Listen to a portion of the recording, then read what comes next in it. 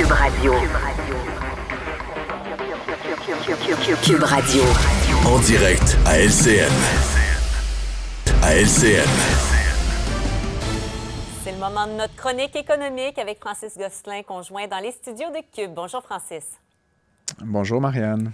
Revenons sur la compagnie Héroux DevTech qui passe entre des mains américaines. On s'en parlait hier.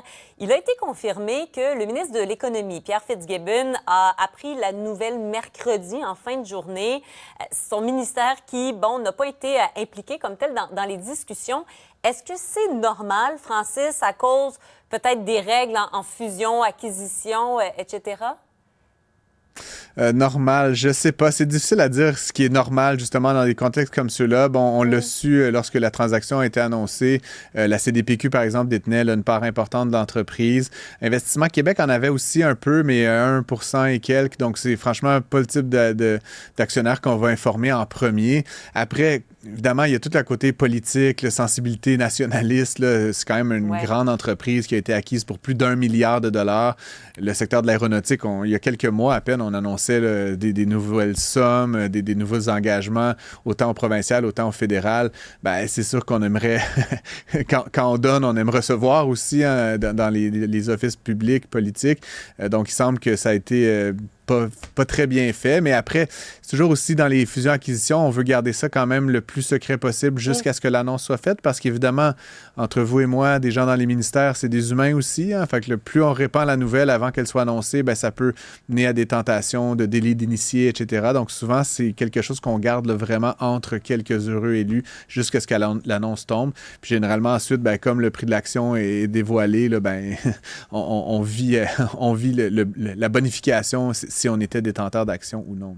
Bien, parlant de ça, il y a également la question de ces actions, 8300 actions de la compagnie que détenait le ministre Fitzgibbon en novembre 2018, c'est-à-dire au moment d'entrer au gouvernement. Est-ce qu'il les a encore ou pas? Dans ce cas-ci, on évoque la fiducie sans droit de regard. C'est légitime?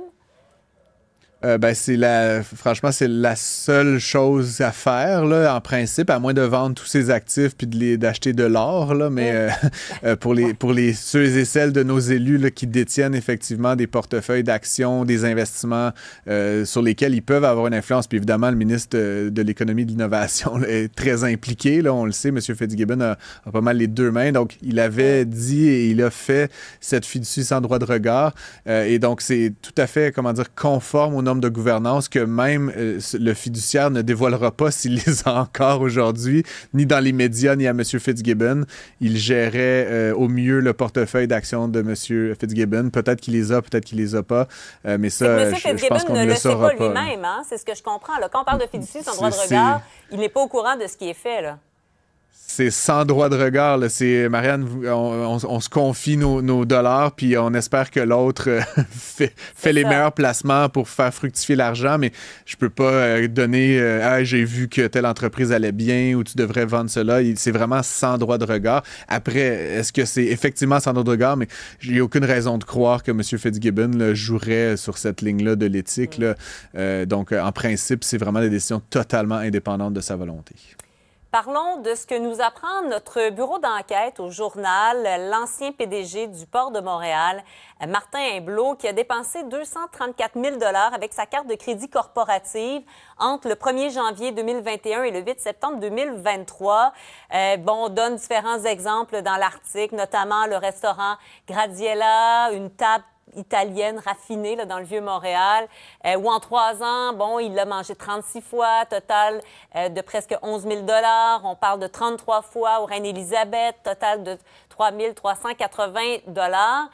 Monsieur Imblot n'a pas voulu commenter précisément ces dépenses. Par contre, il a dit qu'il avait reçu le mandat de faire du développement des affaires. Francis, où on trace la ligne entre dépenses justifiées et luxe? C'est très difficile comme question. J'en ai parlé toute la journée, Marianne, à des amis, à des gens qui connaissent ça. C'est une question qui me préoccupe et qui m'occupe l'esprit énormément. Puis c'est certain qu'après le scandale qu'on a vécu là, au cours des derniers mois autour de l'Office de consultation publique de Montréal, je pense que les Québécois, les Montréalais sont un peu à fleur de peau là, sur ces enjeux-là, de voir des grands patrons qui se font plaisir, pourrait-on dire comme ça, qui sortent dans les grands restaurants, qui font des voyages. J'aurais tendance quand même à prendre un peu le parti de M. Imblot. Effectivement, le mandat qui est donné à la personne qui est à la tête du port de Montréal, c'est un mandat de représentation principalement, ou en tout cas de manière importante.